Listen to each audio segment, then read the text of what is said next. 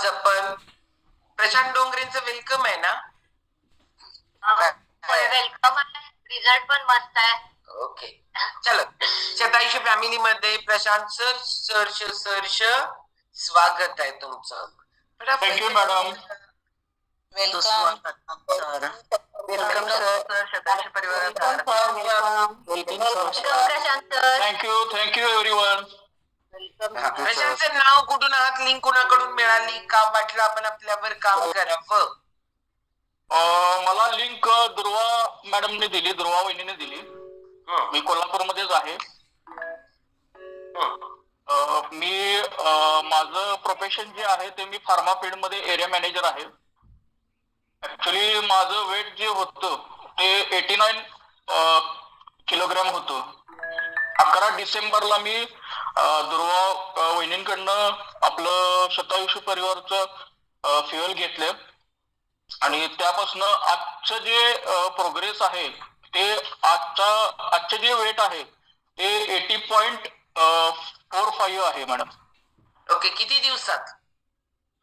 11 डिसेंबर ते आज 16 जानेवारी. जवळजवळ 1 महिना 5 दिवसात. 1 महिना 5 दिवसात किती वेट लॉस म्हटला? Almost 9 kilogram. एकदम जबरदस्त, भारी. ओके, वजनामुळे काय प्रॉब्लेम होते? वजनामुळे काय मॅडम, फक्त कसं लेझीनेस होता आणि बाकी काय म्हणजे असं काय बीपी किंवा शुगर वगैरे असं काय नव्हतं मॅडम. वेट लॉस साठी मी जॉईन केलं मॅडम. वय किती आहे? आता माझं 45. म्हणून काय प्रॉब्लेम नाही. भारी, लवकर चालू केल्यामुळेच आपल्याला प्रॉब्लेम यायच्या आधी prevention is better than cure. भारी. आणि आरोग्य क्षेत्रात काम करताय त्याच्यामुळं लवकर या सगळ्या गोष्टी लक्षात येत आहेत, पण काही वेळेला कळतं पण वळतच नाही. आणि इथं वळवलं हे मेन आहे. अजून किती वेट लॉस करायचा प्रशांत सर? मला 60 पर्यंत यायचं मॅडम. ओके, म्हणजे 20 किलो अजून. येस मध्ये आज घेतलं का भाग? हा, घेतलं की मॅडम. येस. चलो, जोरदार क्लॅपिंग करू आपण प्रशांत सरांसाठी. आणि आता आपण जाणार आहोत पहिल्यांदा बदामी सर. बदामी सर एक्सपिरियन्स देणार आहे. बसा लवकर, कारण बदामी सरांचा एक्सपिरियन्स ऐकून बरसो दिन हो गए म्हणायला पाहिजे. Yes, good morning sir. थांबायला पाहिजे एका ठिकाणी. Good morning ma'am. Good morning. Good morning Shatayushi family. आवाज येतो का सर? येतोय. जय हिंद, जय शतायुषी फॅमिली. माझं नाव पंडित बदामे. सोल्जर आहेत म्हणून जय हिंद जय म्हणालेत बरं काय, जय भारत म्हटले नाहीत. हा, येस. जय भारत, जय महाराष्ट्र. आणि मी शतायुषी फॅमिलीला जोडून 1 वर्ष झालं. शतायुषी फॅमिलीला जोडायचं कारण माझ्या फॅमिलीचं वजन जास्त होतं एकदम, त्याच्यामुळे तिच्या वजनासाठी मी जॉईन झालो. आणि तिचा जसा रिझल्ट दिसला मला वाटत होतं की मी करतो म्हणून माझं म्हणजे एकदम फिटनेस आहे असं वाटत होतं. पण नंतर तिचा जे फिटनेस बघून मी पण म्हणजे न्यूट्रिशन वगैरे घ्यायला सुरू केलो. माझा पण कमीत कमी 5 kg फॅट लॉस झाला ह्याच्यामुळे, शतायुषी फॅमिलीमध्ये आल्यामुळे आणि न्यूट्रिशन यूज केल्यामुळं. आणि माझे ग्रेट कोच आहेत सुमित सर आणि अर्चिता मॅम. पूर्ण शतायुषी फॅमिली आहे. बदामी सर, मला काही क्वेश्चन आहेत. आता तुमची सैन्यात होता बरोबर, आता त्याच्यानंतर तुमची प्रॅक्टिस अजून चालू आहे म्हणजे फिजिकल फिटनेसची जी काय? हो, मी कंटिन्यू ठेवलं मॅम. पण मला कसं होतं अगोदर म्हणजे शतायुषी फॅमिली मध्ये यायच्या अगोदर एकदम म्हणजे असं 4 किलोमीटर पळाले की एकदम असं थकावट वाटायचं आणि येऊन मी कधी कधी झोपत होतो आणि कधी कधी डोकं दुखायचं, ऍसिडिटी हे ते प्रॉब्लेम भरपूर होतं मला. म्हणजे डोकं, सर्दी. आणि मला एक प्रॉब्लेम होता की सर्दी वगैरे येत होतं मला. कुठंतर गावी गेलो किंवा कुठंतर बाहेर गेलो तर लगेच मला त्या दिवशी आल्यानंतर घरात सर्दी वगैरे परत होतं.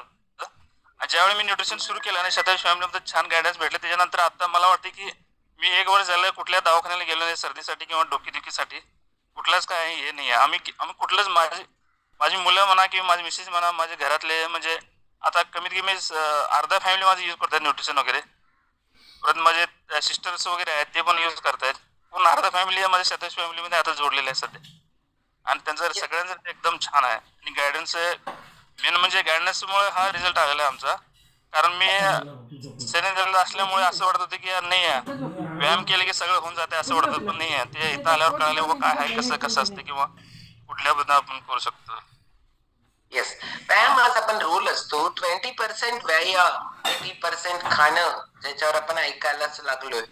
ओके, बदामी सरांसाठी एकदा जोरदार क्लॅपिंग करणार आहोत आपण. आणि आता जाणार आहोत ओरसला अडकरताईंच्याकडं. जोरदार क्लॅप अडकरताईंसाठी. कंटिन्यू. Good morning. मी प्रतीक्षा अडकर, ओरस सिंधुदुर्ग. मी इथं जोडले गेलेले होते ते फक्त वजनासाठी, पण आपल्याकडे म्हणतात एकावर अनेक फ्री मिळतात, तसं होतं इथं. मी अनेकदा माझा अनुभव शेअर केलेलाच आहे, कारण मला बरं वाटतं आपलं सांगून जर एखाद्याचं आरोग्याकडे आपण आपल्या अनुभवामुळे वळत असेल तर आपण नक्की हे करायला पाहिजे. म्हणून म्हटलं आज कोणाचा हँड राईज नाही ना, आपण देऊन ठेवूया. आणि मला कालचंच इन्सिडेंट सांगायचं आहे. परवा आमच्याकडे मकर संक्रांती दिवशी हळदी कुंकू होतं. हळदी कुंकूला सगळी जण येत होती आणि प्रत्येक जण वा वा फार छान, खूपच वजन कमी केलं तुम्ही.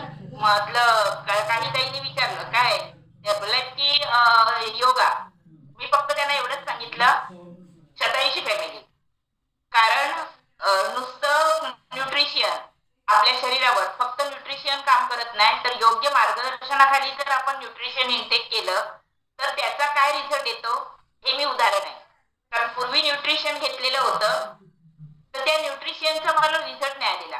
का तर मला मार्गदर्शन नव्हतं.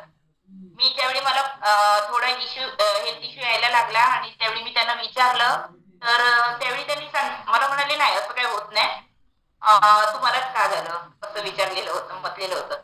त्याच्यामुळे मला प्रॉब्लेम आला म्हणून मी सोडूनच दिलेलं. पण ज्यावेळी मला ही लिंक मालतीताईंनी दिली, थँक्यू मालतीताई, कारण मालतीताई माझ्या आयुष्यात आल्या नसत्या तर मला माझ्यामध्ये हे 87 फॅमिलीने मदत केल्यावर जे ग्रेट रिझल्ट आले ते आले नसते. तर मालतीताई तुमच्याकडे आल्या आणि त्यांनी विचारलं तू काय करत होतीस, काय घेत होतीस हे विचारलं. आणि मी त्यांना सगळं माझ्याकडचं ते न्यूट्रिशनची पिशवी होती ती दाखवली. आणि ती पिशवी दाखवल्यानंतर म्हणाले हे खूप चांगलं आहे, हे मी सुद्धा घेतलेलं आहे आणि मला इतका चांगला रिझल्ट आला आणि तुला का नाही आला. मग त्यावेळी त्यांनी मॅडमांसोबत भेट करून दिली ऑनलाईन. मॅडमना मी सांगितलं वजन कमी करायचंय, वजनामुळे काय इश्यू आहे. कारण मी डिशीट डाएट 2 वर्ष मी केलं, 3रं वर्ष चालू होतं, रिझल्ट काही नव्हते. डिशीट डाएट वाईट नाही. डिशीट डाएट मधनं आल्यानंतर आम्ही 45 मिनिटं चालून यायची आणि चालून आल्यावर भूक लागल्यावर मी रात्रीच भात अधिक बनवून ठेवायची, आले की फोडणीला घालायचं आणि गरमागरम भात खाऊन घ्यायचं. आता असं मस्त इथं प्रोटीनची काय गरज आहे, कार्बोहायड्रेट किती हवेत, म्हणजे फॅट किती वाढवायला पाहिजे हे सगळं आता कळायला लागलं. मी नुसतं कार्बोहायड्रेट, मॅडम तुम्हाला माहिती आहे मी सांगितलेलं तुम्हाला, मला ज्या डॉक्टरांनी भात सोडायला सांगितलं त्या डॉक्टरांना मी सोडून दिलेलं, कारण भात आमचा आहार आहे प्रमुख. मी ऑफिसला सुद्धा डब्याला भात न्यायची ना. तर तुम्ही सांगितलेलं की भातच खायचा, भात खाऊन वजन कमी होतं. मला इतकं भारी वाटलं, पहिल्यांदा कोणतरी माझ्या मनासारखं बोलून माझ्यावर काम करून घेणारं माणूस भेटलं. आणि भात खाऊन सुद्धा माझं वजन कमी, म्हणजे 3 महिन्यात 12.5 किलो वेट लॉस ह्या वेट लॉस मॅरेथॉन मध्ये झाला. आणि वेट लॉस मॅरेथॉन मध्येच का होतं तर वेट लॉस मॅरेथॉन मध्ये संध्याकाळचं सेशन असतं स्पेशली, ते आपलं वेट कंट्रोल मध्ये कसं ठेवायचं, काय टाळायचं आणि काय घ्यायचं ह्याचं परफेक्ट मार्गदर्शन वेट लॉस मॅरेथॉन मध्ये होतं. रोज संध्याकाळचे जे एक सेशन असतात ना ते प्रत्येकाला होतं अरे हे माझ्यासाठी आहे. मला तर वाटायचं रोज संध्याकाळी यायच्या वेळी हा माझ्यासाठी ट्रॉफी होता, हे मला करायला पाहिजे, हे माझ्याकडनं मिस होत होतं.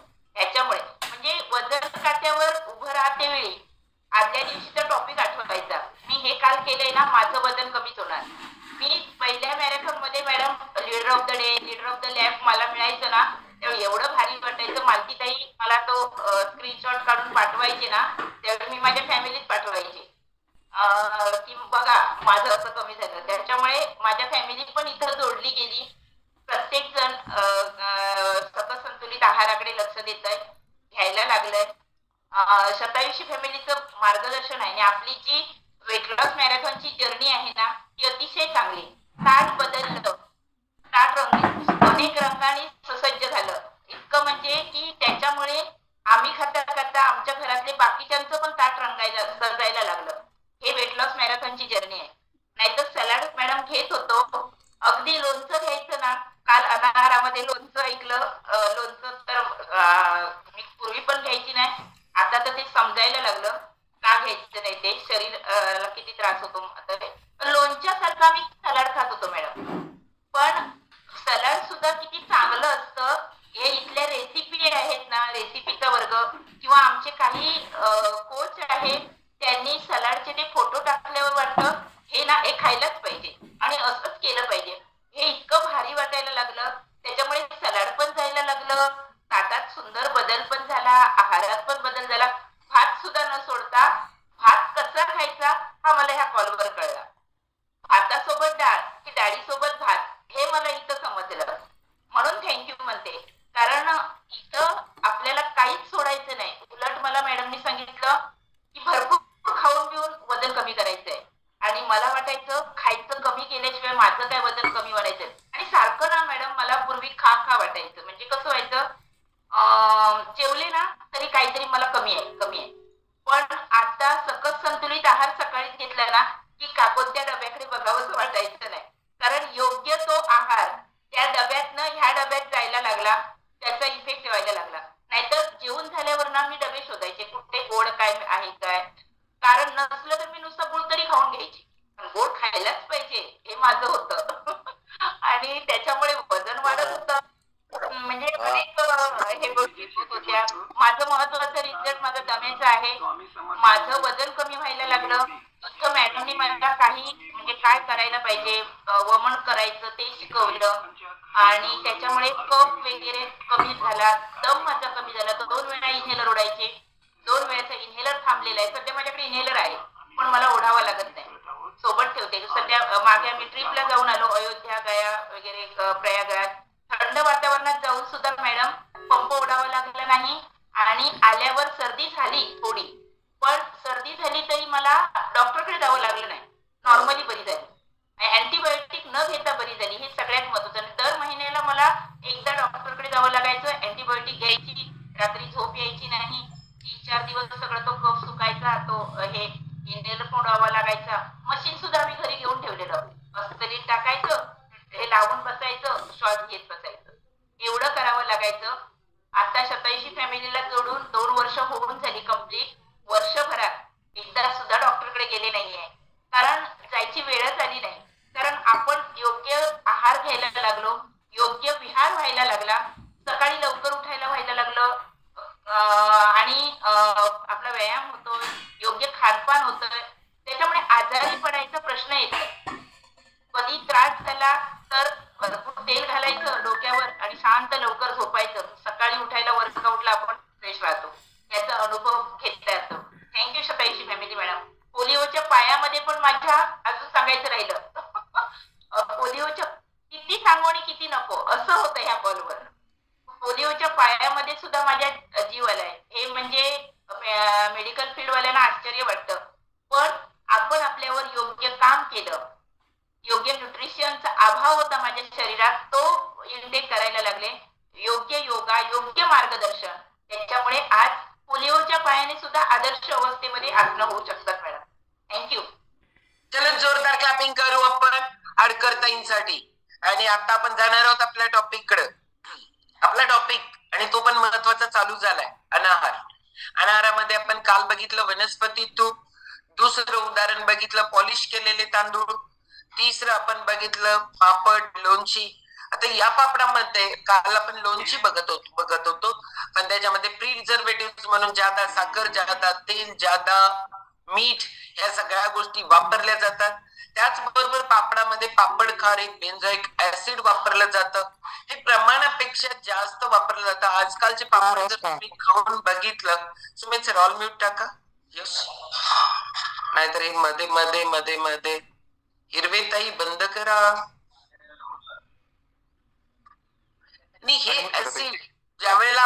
पाहिजे. पापड खाल्लं की जिभेवर बघा तुम्ही थोडीशी चुरचूर व्हायला लागते. म्हणजे हे घरात बनवलेल्या ह्याचं होत नव्हतं. त्याच्यामध्ये अगदी पापड खार थोडं वापरलं जायचं, मीठ अगदी कमी वापरलं जायचं, म्हणून ते खराब पण होत ते. पण आता ते कसेही प्रवास करू देत, त्याला काही होत नाही, कारण त्यातलं बेन्झोइक ऍसिड ह्याच्यामुळं आपल्याला याचे चॅलेंज येतात.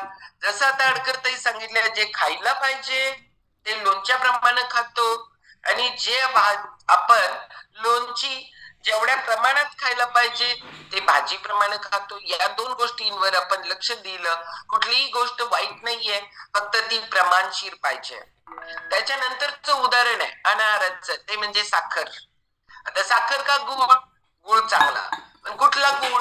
तर जो गुळ सेंद्रिय पद्धतीनं ऊस पिकवलाय, जो रसायन मुक्त गुळ आहे, तो चांगला. पण आजकाल आपल्याला असा गुळ मिळणं रेअर आहे. पण नेहमीप्रमाणे वाक्य शेटे सरांच्या, नवऱ्याला बायको मिळते, बायकोला नवरा मिळतो. तर तुम्हाला पण ठरवलं तर शोधून तुम्ही हे सगळं आणू शकता, आणायला पाहिजे. कारण ऊस ज्या वेळेला जो पिकतो, ऊसामध्ये मी तुम्हाला सांगू का, ऊसामध्ये जे किमती खनिज आहेत, त्याच्यामध्ये कॅल्शियम, मॅग्नेशियम आणि पोटॅशियम, हे तिन्ही युक्त तो ऊस आहे. म्हणून ऊस चांगला आहे, ऊसाचा रस चांगला आहे. पण ज्या वेळेला साखर बनते, ती रिफाइंड होते, त्या वेळेला ती डायसॅक्राइडच्या स्वरूपात पाहिजे, पण ती बनते पॉलिसॅक्राइड. आणि ही अशी बनल्यामुळं, म्हणजे साखर केमिकल वाली नाहीये ती, पण त्याचं बनवताना रूपांतर या केमिकलच्या माध्यमातून असं होतं. आणि मग त्याला पचनायोग्य मोनोसॅक्राइड निर्माण व्हायचं असेल तर स्वादुपिंडाला खूप काम करावं लागतं, स्वादुपिंडावर लोड येतो, आणि मग आपल्याला पण डायबेटीस, कारण इन्शुलिनचं निर्मिती करणे हे त्याचं काम आहे. आणि आपण अशी साखर, म्हणून डॉक्टर पहिल्यांदा साखर बंद करा, याचा अर्थ तुम्ही साखर बंद केल्यानंतर त्या स्वादुपिंडावरचा लोड कमी होणार आहे. जी साखर येणार आहे ना, जी साखर रक्तात येणार आहे, त्याच्यावर परिणाम होणार आहे. पण ती बंद केल्याशिवाय आपल्याला आपल्या स्वादुपिंडाचं काम पण व्यवस्थित होत नाहीये. म्हणून आपण साखरेला बिलकुल हे देऊ नका. खूप लोक मग सांगतात की ह्याच्यात साखर आहे, त्याच्यात साखर आहे, डायनो मध्ये साखर आहे. आपला मेंदू काम करतो ना, तो चांगल्या स्वरूपातल्या साखरेवर काम करतो, त्याला 5% लागतंय. पण ह्याच्यासाठी आपण कुठली वापरायला लागलोय ते खूप महत्वाचं असतं. म्हणून साखरेला सारखं सांगितलं जातं कॉलवर आपल्या, की साखरेला, रिफाइंड शुगरला बिलकुल महत्व देऊ नका. त्याच्या ऐवजी आपल्याला फळातनं मिळणाऱ्या साखर, त्याच बरोबर गुळ, ह्याचा वापर आपला व्हायला पाहिजे. पण मी सांगितलं गुळ पण सेंद्रिय पाहिजे. जसं साखर आहे ना, तसेच मैदा आहे. का सांगितलं जातं ही मैदा पण दररोजच्या आहारामध्ये घेऊ नका म्हणून? कारण आपलं काही असू दे, एक तर आता जो मैदा काढला जातो, हा मैदा कुठल्या ह्याच्यापासून काढला जातो? तर जे मार्केटमध्ये गहू अवेलेबल आहेत ना, त्याच्यापासून काढला जातो. ओके. आता हे जे काढलं जातं ना, ह्या काढण्यामध्ये मुळात त्याच्यावर असणारं फायबर आहे ते पूर्ण काढून टाकलं. आता गव्हात ग्लुटेन आहे. आता हे ग्लुटेन तुम्हाला फिनिश ह्याच्यामध्ये दिलं जातं. कारण जर मैदा काढून पूर्वीच्या घरात बघा कुरड्या घालायचे, त्याच्यानंतर शिवाया करायचे, ते तुटत नव्हत्या. कारण का? ते ग्लुटेनच असायचं ना ते, आणि त्याच्यामुळे ते